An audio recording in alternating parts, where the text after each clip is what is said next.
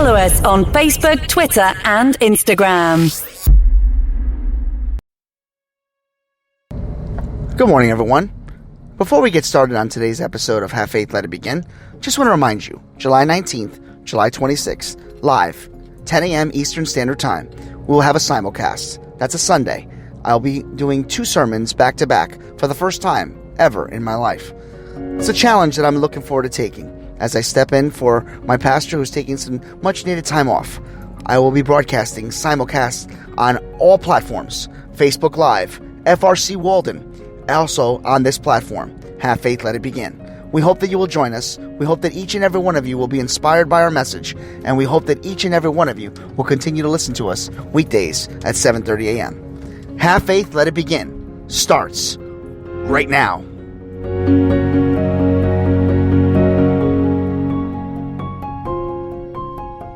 Ten seconds to go. 8, 7, 6, 5, 4, 3, 2, 1. I remember a time when I was working for a catering company. I was doing bartending for only beer and wine because I wasn't a legal bartender. But at the time, I had been struggling with so much debt. So much things have been happening to me. Well, an opportunity presented itself to work on a weekend mansion, which I couldn't turn down. 1, because I wanted to see what a mansion looked like. 2, because I didn't even have enough money to pay my rent. But 3, I wanted to do something to keep a smile on my face. I wasn't able to go out and have fun with many friends because, quite honestly, I didn't have many at the time. What I didn't realize that I was going to experience was something so powerful, something so cool, and I'm going to share it with each and every one of you this morning. Have Faith, Let It Begin starts right now. Today's episode is called The Bartending Story. Broadcasting live worldwide. On June 16th, 2018, a show designed for you, the Daily Commuter, went live. A weekly show all about faith. A show with motivational topics, inspirational stories, and personal testimony set out to change the world. Don't you see that your faith is coming alive?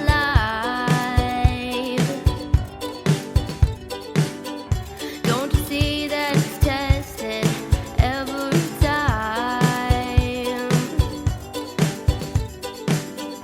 He's the one that makes your life divine.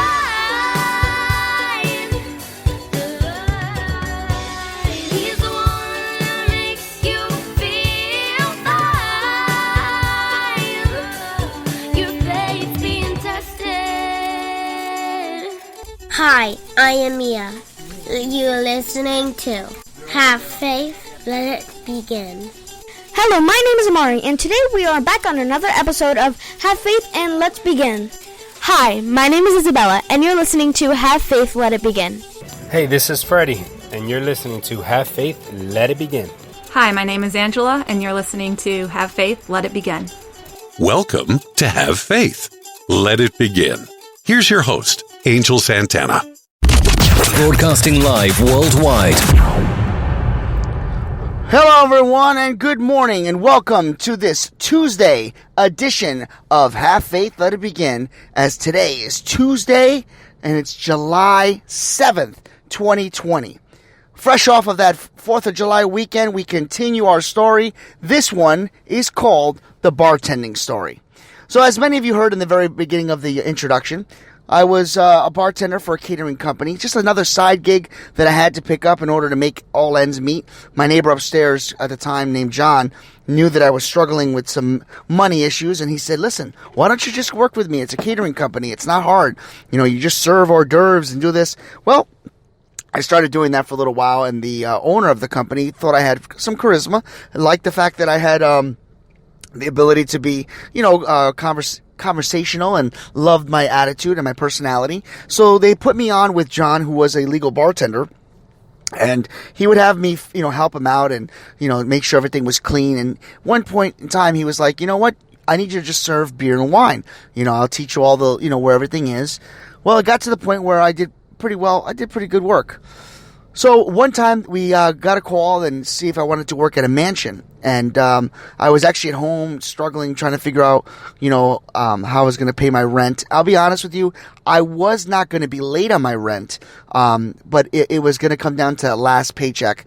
It would have been like 2 or 3 days before my rent was due. But for me, it was just very scary because I'd never gotten that close to being not able to pay rent or thinking that I wouldn't. So he called me up and said, listen, there's this big mansion. We're going to be doing this party. I think it'd be a really good idea for you. It's a big money over there. You can make some good tips. So I said, sure, let's go. So, we got my tuxedo shirt on, everything like that. We started heading over to the mansion because this is the type of catering company where some of us would drive the truck. Everything was obviously getting hauled over to the mansion, and then we haul everything back, including garbage. We take everything that we bring back. So, on the way there, it had been raining a little bit. I had just bought new sneakers. I had some. I remember what I was wearing, like a cargo shorts, and I think it was like a New York Knicks t-shirt. We head over to the facility. We set everything up hours in advance, and eventually we change into our tuxedo outfits. On this particular day, it had kind of showered a little bit. They didn't say that there was going to be too much more showers for the day, but setting up outside was a little bit hard because, some scattered showers here and there. And this mansion was around Newport, Rhode Island. So it's a very, very huge event.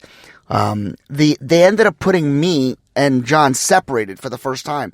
So my friend John was a legal bartender, so he was inside the facility, or the mansion, I should say, in one of these huge areas where they were going to have dancing and everything like that.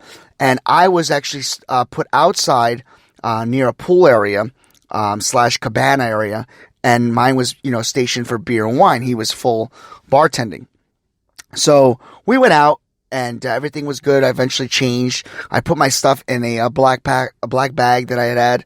I put it aside and put my name on it and put it in a corner where I found everybody was kind of putting stuff away. And excuse me 1 second. Had to take a little quick sneeze there. So everything's all set. We started bartending, and people were pretty good. They were pretty tippy. We'll call it that. They were pretty tip generous. And the party started off with a good hitch. Fast forward toward the middle of the end, this big thunderstorm comes. And I was literally outside. There was not any cover over me. So there was no umbrella, nothing, because they just assumed that the weather was going to be good. And it started to pour. And I mean pour. I was drenched. But I was still having fun with it. I was like, what's going to happen? What can you do to get upset? I was thinking, I'm out, I'm having a good time. The people were friendly. I'm soaking wet, but I could still pour the beer and wine and do everything I can. So people would come over, they'd take napkins and they'd say, okay, pour me some more of this wine. And then they cover it up with napkins. And then the people that with the beer, they would ask me, oh yeah. And then finally, toward the end of the night, they were getting a little, we'll call it tipsy, or to be honest with you, they were feeling pretty good. And now they're coming up to me saying, man, this is great. You keep the party going. Thank you so much. You're such a nice guy. You're getting your drenched. And he goes, anything we can get you? And I'm like, yeah, an umbrella. And everybody's laughing. And I look at my tip jar, and it's just growing. I mean, growing. People are coming up to me, oh, here's a $20 bill, man. Keep the party going. Thanks a lot. And I was like, okay. And literally, I'm looking at the tip jar just growing. So I took some of the tip money out because it was in a pool of water, and I put it in my pocket.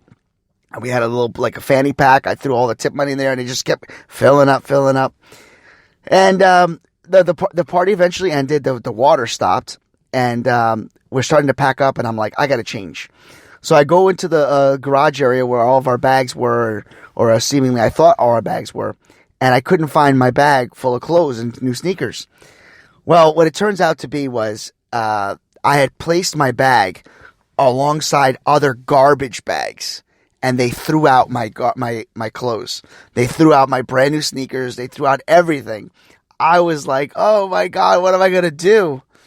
And the owner came up to me and was like, I'm so sorry. I thought that I did see that bag there, and we didn't know. I'm so sorry. I'm like, I put my name on it. And they're like, well, there was no name on it. But I remember feeling, the bag and saying, oh, I think there's some clothes in here or something like that. And so, the owner was like, listen, I want to pay you back for the sneakers at least. How much were they? And I said, they were only like $30, and she's like, no, seriously, come on. Don't be that way. Tell me how much they are. I go, I'm serious. They're like $30. I got them at Sears. It's not a problem. I says, and she goes, well, here's $50 for the sneakers, and here's another $50 for some clothes, and I was like, oh my God, thank you, and she goes, you probably didn't make much tip money out there. And I said, no, I think I did pretty well. And she goes, my gosh, don't be so modest. It's okay. Here's another $50. So she gave me about $150, or $120 or something like that for clothing. And I was being honest with her. And this goes back to Friday's episode, honesty. And I was being honest, and she thought I was just not, trying to, admit that the shoes were expensive, I guess. But she just thought I was being overly nice for something that was their error. When I got home that night, and I was able to try out all the money and count the money, I literally had about $400 to almost close to $480. My rent money at the time was, this is back in 2001, 2002-ish. My rent was $480. And I made my rent.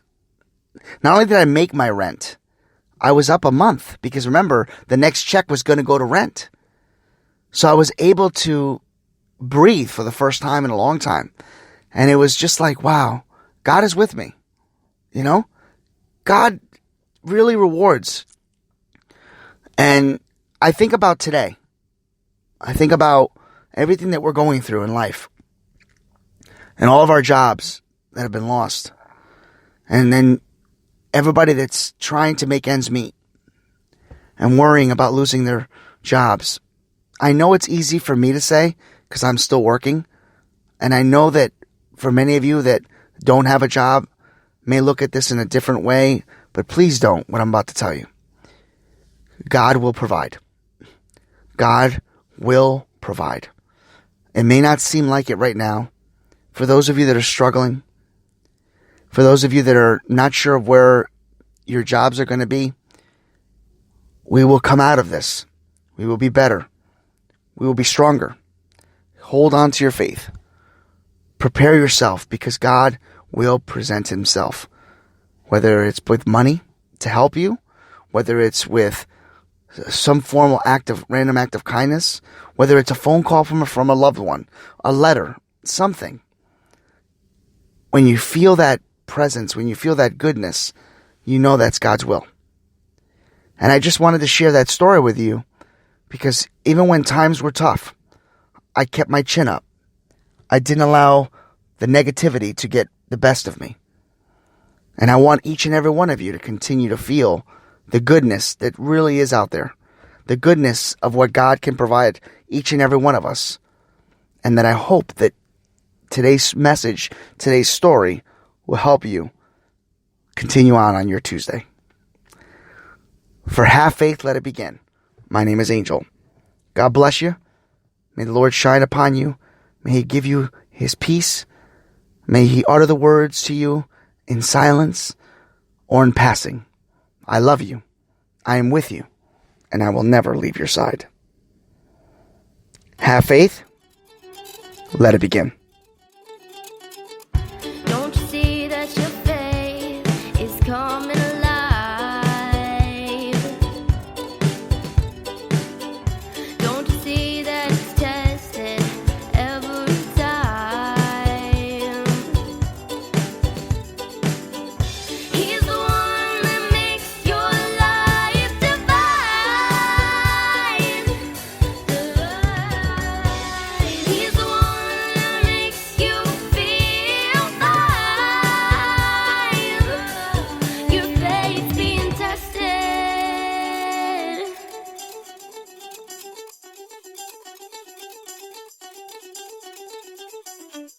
Thank you for listening to another episode of Have Faith, Let It Begin. That's right, Ariel. We're done with another show. And it's always great to have this show with you, man love. We're going to encourage each and every person to listen to our show every single weekday. That's right, you and I are going to help change the world. Do you think that you can do that for me? Huh? Yeah, you know you can. She does. We want to let you know, and yes, we encourage you to listen to our show each and every weekday, and it's going to be live at 7:30. Make sure you're subscribed to our show. Make sure you get ready, fasten those seatbelts, because Ariel and I and my family are going to bring you a new topic, a new story each and every day, right? Isn't that right, Ariel? Yeah. And she's smiling at me. Guys, enjoy your day.